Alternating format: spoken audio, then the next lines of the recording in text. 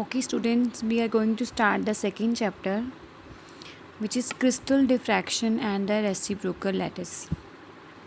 Okay, तो बेटा ਇਹਦੇ ਵਿੱਚ ਇਹ ਹੈਗਾ ਤੁਹਾਡਾ कि internal structure of the crystals, it can be determined by the diffraction of X-rays by the crystals. मतलब atomic arrangement ਜਿਹੜੀ ਹੈਗੀ ਹੈ crystals ਦੇ inside, मतलब कि कित्थे कित्थे केड़ा केड़ा एटम प्रेजेंट है, वो चीज़ां जिहड़ियां ने वो असीं डायफ्रैक्शन ऑफ एक्सरेज तो जिहड़ी आ वो देख सकते हैं। क्यों देख सकते हैं? सिर्फ एक्सरेज क्यों हैगे आ? क्योंकि separation between the atoms is of the order of angstrom and also the wavelength of X-rays is of the same order, angstrom order. So that is why जो क्रिस्टल्स ने वो बिहेव करते हैं as a 3 dimensional diffraction grating for the X-rays. देखो अगर असी किसी diffraction करानी है अगर असी तो वो सानू डिफ्रैक्शन ग्रेटिंग जी है वो सेम ऑर्डर की चाहिए है। तो जेड़ा एटम्स ने जेड़े वो एज अ इस तरह बिहेव करते हैं जिमें कि 3 डायमेंशनल ग्रेटिंग होंगी है। इसलिए जेड़े एक्सरेज है वो जेड़े आ वाइडली यूज़ किए जाते हैं for the to study the diffraction pattern. तो नीचे इत्थे हैगा diffraction of X-rays by crystals. तो ਇਹਦੀ ਜਿਹੜੇ ਇਹਦੇ ਬਾਰੇ ਜਿਹੜਾ ਨਾ ਅਸੀਂ ਗੱਲ ਕਰਦੇ ਹਾਂ ਹੁਣ। ਇਹਦੇ ਵਿੱਚ ਮੇਰਾ ਦੇਖੋ ਤੁਸੀਂ ਇੱਥੇ ਦੇਖ ਸਕਦੇ ਹੋ कि देखो सपोज करो कि यह कोई एटम है और ये उपर एक्सरेज जिहड़ियां ने वो फॉल कर रही ने, तो उस टाइम ते की हुंदा है कि जिहड़ा इलैक्ट्रिक फील्ड वैक्टर है रेडिएशन का, रेडिएशन की है एक्सरेज का इलैक्ट्रिक फील्ड जिहड़ा वैक्टर है वो फोर्स करता है किनू फोर्स करता है इलैक्ट्रॉन्स ऑफ द एटम्स।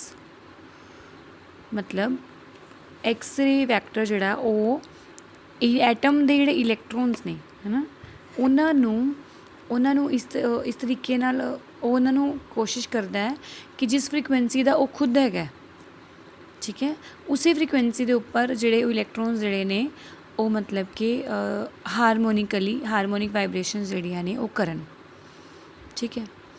तो harmonic vibration of the frequency to the frequency of the beam. So देखो जो हारमोनिक वाइब्रेशनस हो जाती है इलैक्ट्रॉन की तो फिर वो एक्सलेट करना शुरू कर देंगे और जेड़े एक्सलेट करते जो इमिटेड वेव्स जिहड़ियां होंदियां ने उन्हां दा सफेरिकल वेव फ्रंट हुंदा है, ठीक है, and they are centred about the atom. So that is why वो एनर्जी जिहड़ी जिन्नी भी एनर्जी हैगी आ उस it emits in all direction. तो इसका मतलब ये है कि thus in an atom all electrons contribute to the scattering of the X rays. तो जिहड़ियां भी एक्सरेज ने उन्हां दी इस तरीके नाल जिहड़ी आ वो स्कैटरिंग हुंदी है। तो अगर अल्फा इंसीडेंट वेव का मतलब एक्सरेज का अगर बहुत ज़्यादा लार्ज हैगा है as compare to the atomic dimensions तो अगर अल्फा लैम्डा जिहड़ा है वो लार्ज है तो फिर की होगा जिन्नी भी रेडिएशनस होंगियां वो सारियां इन फेज विद वन अनदर होंगियां। तो अगर सारियां इन फेज होईयां तो उस टाइम के उपर कोई भी तुहानूं जिहड़ा पैटर्न है वो नहीं मिलेगा। बट अगर लैम्डा इज़ कंपैरेबल या फिर सेम वेवलेंथ या सेम ऑर्डर का अगर हैगा है तुहाडा तो फिर जी रेडिएशन इमिट होएगी इलैक्ट्रॉन्स दे वल्लों वो आउट ऑफ द फेज होएगी वन अनदर नाल। मतलब जिन्नियां भी जिहड़ियां वेव्स निकलणगियां मतलब जिवें कोई इस तरीके नाल हैगी है, कोई जिवें तुहाडी मतलब इस तरह हैगी है, तो इस तरीके नाल जिन्नियां भी ने ये सारियां आउट ऑफ द फेज होणगियां। कुछ इन फेज भी हो सकदियां ने बट मोस्टली जिहड़ियां आउट ऑफ द फेज होणगियां। तो आउट ऑफ द फेज होने करके ये जिन्नियां भी रेडिएशनस ने ये या तो कंस्ट्रक्टिव इंटरफेरेंस करनगियां या फिर डिस्ट्रक्टिव इंटरफेरेंस करनगियां और उस इंटरफेरेंस के नाल मैक्सिमा और मिनिमम बननगे। बट जिहड़े मैक्सिमा और मिनिमम जिहड़े ने वो सर्टन डायरैक्शनस विच ही बननगे। तो वो सर्टन डायरैक्शनस जिहड़ियां ने वो किस ते डिपेंड करदियां ने कि तुहाडा एटम जिहड़ा है वो कित्थे है। एक तरह नाल जिहड़े एटम्स नूं मैप कर रही ने बेसिकली। तो इस तरीके नाल जिहड़ी इहदी स्ट्रक्चर जिहड़ी है वो सानूं पता चल जाती है from the X ray diffraction. तो देखो ਜਦੋਂ ਅਸੀਂ ਡਾਇਫਰੈਕਸ਼ਨਸ ਦੀਆਂ ਕੰਡੀਸ਼ਨਸ ਜਿਹੜੀਆਂ ਅਸੀਂ ਕਰਨੀਆਂ ਨੇ, ਠੀਕ ਹੈ, ਡਾਇਫਰੈਕਸ਼ਨ ਜਦੋਂ ਅਸੀਂ ਕੰਡੀਸ਼ਨਸ ਕਰਨੀਆਂ ਨੇ ਤਾਂ ਤੁਹਾਡੇ ਕੋਲ ਦੋ ਤਰ੍ਹਾਂ ਦੇ ਕੰਡੀਸ਼ਨਸ ਨੇ। ਇੱਕ ਤਾਂ ਤੁਹਾਡੇ ਕੋਲ ਬ੍ਰੈਗਸ ਲਾਅ ਹੁੰਦਾ ਜਿਹੜਾ ਕਿ WL ਬ੍ਰੈਗ ਨੇ ਦਿੱਤਾ ਸੀ 1912 ਦੇ ਵਿੱਚ, ਅਤੇ ਦੂਸਰਾ ਤੁਹਾਡੇ ਕੋਲ ਲੋਇਜ਼ ਡਾਇਫਰੈਕਸ਼ਨ ਮੈਥਡ ਹੁੰਦਾ। ਇਹ ਤੁਹਾਡਾ ਵੌਨ ਲੋਏ ਨੇ ਜਿਹੜਾ ਹੈ ਤੁਹਾਨੂੰ ਦਿੱਤਾ ਸੀਗਾ। ਤੋ ਇੱਥੇ ਇਹਨਾਂ ਨੇ ਸਿੰਪਲ ਜਿਹੜਾ ਹੈ ਉਹ ਤੁਹਾਡਾ ਜਿਵੇਂ ਸਪੋਜ਼ ਆਪ ਸਰ ਕੋ ਕੋਈ ਵੀ ਇਹ ਕ੍ਰਿਸਟਲ ਲੈਟਿਸ ਹੈਗਾ, ਤਾਂ ਇਹ ਜਿਹੜੇ ਸਪੋਜ਼ ਇਹ ਵਾਲਾ ਜਿਹੜੇ ਤੁਹਾਡੇ ਪਲੇਨਸ ਨੇ, ਕ੍ਰਿਸਟਲ ਪਲੇਨਸ ਨੇ, ਤਾਂ ਇੱਧਰ ਦੀ ਤਰਫੋਂ ਜਿਹੜੀ ਲਾਈਟ ਰੇਜ਼ ਜਿਹੜੀਆਂ ਉਹ ਆ ਰਹੀਆਂ ਨੇ, ਤਾਂ ਜਿੱਧਰੋਂ P ਤੋਂ ਇੱਧਰ ਨੂੰ ਚਲੇਗੀ P, ਸਪੋਜ਼ ਇਹ ਪੁਆਇੰਟ A ਹੈ ਤਾਂ ਇੱਧਰ R, similarly Q B S ਇਸ ਤਰੀਕੇ ਨਾਲ ਜਿਹੜੀ ਹੈ ਉਹ ਚਲੇਗੀ। ਤਾਂ ਤੁਸੀਂ ਦੇਖ ਸਕਦੇ ਹੋ ਅਗਰ ਇਹਨਾਂ ਦੋਨਾਂ ਵਿੱਚ ਜਿਹੜੀ R ਅਤੇ S ਦੇ ਕੋਲ ਜਿਹੜੇ ਦੋ ਵੇਵਸ ਨੇ, ਇਹਨਾਂ ਦੋਨਾਂ ਦੇ ਕੋਲ ਜਿਹੜਾ ਵੇਵਸ ਹੈਗੀਆਂ ਉਹਦਾ ਪਾਥ ਡਿਫਰੈਂਸ ਕੀ ਹੈ, ਬੇਸਿਕਲੀ ਅਸੀਂ ਉਹ ਨਿਕਾਲਣਾ ਹੁੰਦਾ।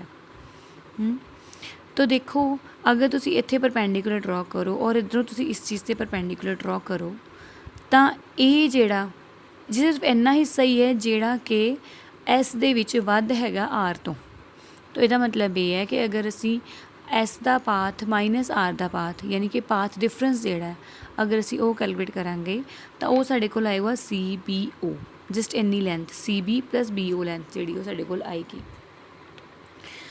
ਤੋ ਅਗਰ ਇਹਦੇ ਵਿੱਚ ਜਿਵੇਂ ਕਿ ਇਹ ਐਂਗਲ ਤੁਹਾਡਾ ਹੈਗਾ, ਅਗਰ ਇਹ ਵਾਲਾ ਐਂਗਲ ਤੁਹਾਡੇ ਕੋਲ ਹੈਗਾ ਥੀਟਾ ਔਰ ਇਹ 90 ਡਿਗਰੀ ਦਾ ਐਂਗਲ ਬਣਾਉਂਦਾ, ਔਰ ਇਹ ਜਿਹੜਾ ਡਿਫਰੈਂਸ ਹੈ ਇਹ ਵਾਲਾ ਇਹ ਤੁਹਾਡੇ ਕੋਲ D ਹੈ, ਤਾਂ ਇਹਦੀ ਵੈਲਿਊ ਆਏਗੀ D ਸਾਈਨ ਥੀਟਾ, ਇਸ ਦੀ ਵੈਲਿਊ ਵੀ ਸਿਮਿਲਰਲੀ D ਸਾਈਨ ਥੀਟਾ ਆਏਗੀ, ਔਰ ਇਹ ਦੋਨੋਂ D sign theta plus D sign theta ਜਿਹੜੇ ਨੇ ਉਹ ਸਾਡੇ ਕੋਲ ਬਣ ਜਾਏਗਾ 2D sign theta.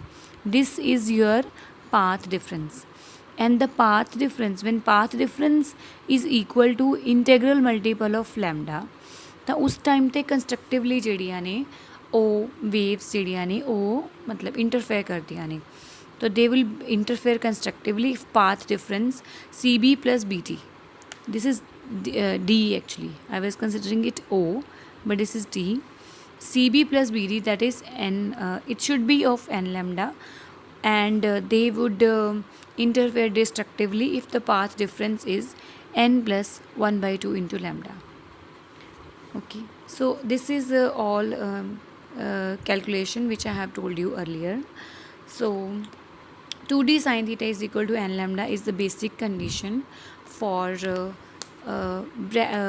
to satisfy the Bragg's law. So that is all for today.